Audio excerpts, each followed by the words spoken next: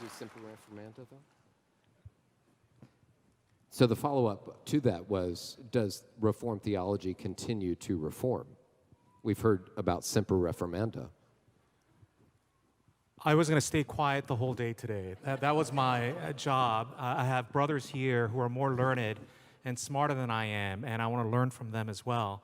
Oftentimes, as we discuss Reformed theology, and in particular this phrase, church always reforming, it's used often to indicate a desire for certain change or certain ways of responding to present-day change.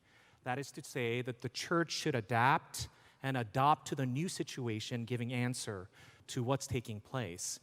Now, that's a very admirable goal, and I think many of us can agree that what we understand about our theology and teachings of Scripture should address the challenges as well as the needs of our time.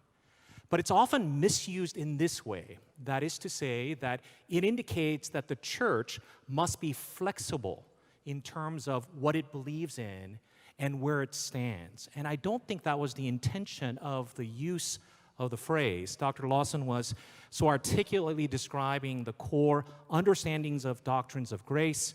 I would be one of those guys that might add a few things to it in terms of remembering that that is a part of the larger sovereignty of God at work.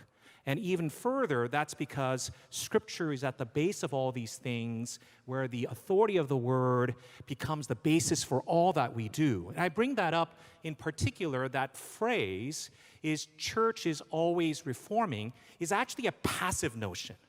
The church is being reformed is the idea.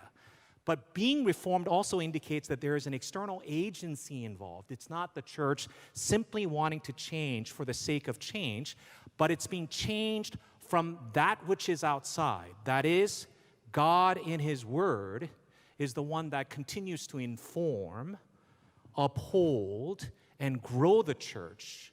And so as an understanding of the growing maturity of the church upon the foundation of the Word, it's an agreeable phrase that I think articulates our desire to be faithful articulators of our faith to every generation, and not just the previous generations, but as an articulation of church's flexibility, which is oftentimes used. I don't think that's the case. It's about sovereign God through His Word, establishing the church and strengthening and growing it is the idea that's implied.